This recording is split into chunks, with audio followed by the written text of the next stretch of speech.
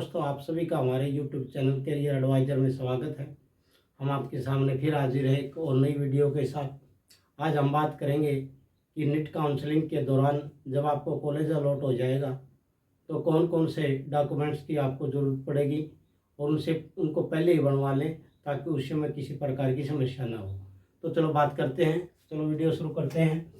List of documents at the time of document verification.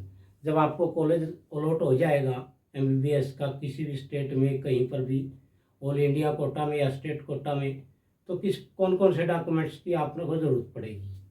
तो पहला documents है matric certificate, जो 10th का सर्टिफिकेट है, इसकी ज़रूरत पड़ेगी क्योंकि डेट ऑफ बर्थ के लिए डेट ऑफ बर्थ वेरिफिकेशन के लिए इस सर्टिफिकेट की ज़रूरत पड़ती है। दूसरा सर्टिफिकेट आता है +2 सर्टिफिकेट, 10वीं की मार्कशीट होगी जिसमें आपके सब्जेक्ट देखे जाएंगे कि आपने कौन कौन से लिए हैं। तीसरा सब्जेक्ट आता है करैक्टर सर्टिफिकेट, जो जो बच्चा जिस इंस्टीट्यूट में पढ़ता है वहाँ से करैक्टर सर्टिफिकेट मिलता है। और इस संदर्भ में अगर बच्चे ने गैप ईयर किया है, अगर उसने गैप 1 साल ड्रॉप किया है, तो उसको करैक्टर सर्टिफिकेट के साथ गैप ईयर सर्टिफिकेट भी बनवाना पड़ेगा। हम गैप ईयर सर्टिफिकेट की बाद में बात करेंगे। चौथा है रेजिडेंट सर्टिफिकेट। अगर आप स्टेट कोटे में कॉलेज अलॉट होता है आपको, तो आपको उस स्टेट का रेजिडेंट सर्टिफिकेट जमा करवाना पड़ेगा, जो तहसीलदार से बनता है तहसील में। पांचवा आता है कास्ट सर्टिफिकेट। अगर आप किसी भी कास्ट से रिजर्वेशन का फ़ायदा लेते हैं तो उस स्थिति में आपको कास्ट सर्टिफिकेट जमा करवाना पड़ेगा, चाहे वो ओबीसी के लिए हो, चाहे ईडब्ल्यूएस के लिए हो, चाहे एससी के लिए हो और चाहे एसटी के लिए हो। अगला डॉक्यूमेंट है सर्टिफिकेट ऑफ डिपेंडेंट।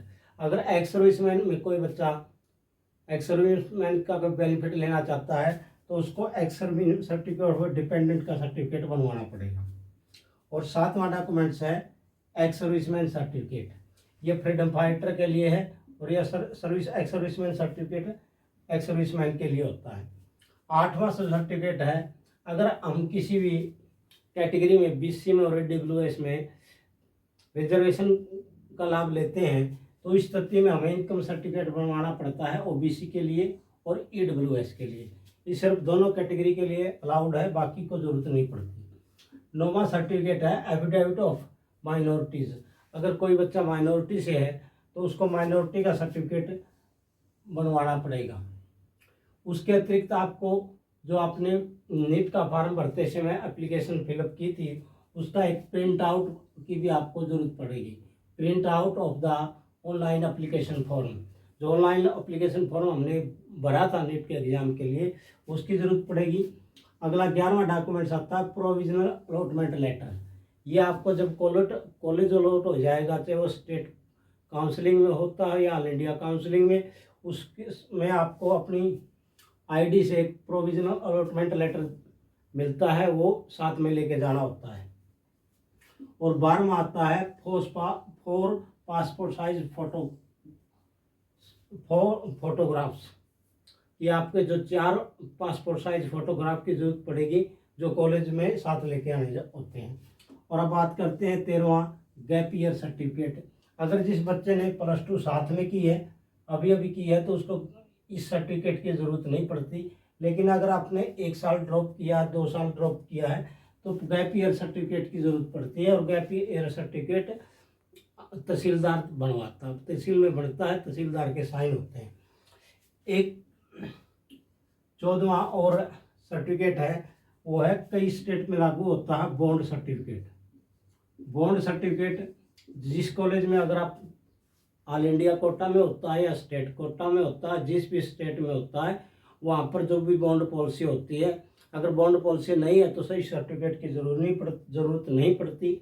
और अगर बॉन्ड पॉलिसी है तो बॉन्ड सर्टिफिकेट बनवाना पड़ता है। और ये उस स्टेट जब आप काउंसलिंग पे जाएंगे उस वहाँ पर काउंसलिंग से पहले ही आपको ये बॉन्ड सर्टिफिकेट बनवाना पड़ेगा। कई बार जहाँ पर काउंसलिंग होती है वो भी प्रोफार्मा दे देते हैं, और कुछ स्टेट में ऐसा भी है कि प्रोफार्मा ऑलरेडी उपलब्ध होता है, साइट्स पे मिल जाता है, उस पर आपको बॉन्ड सर्टिफिकेट बनवाना पड़ता है और बॉन्ड सर्टिफिकेट पे साइन होते हैं।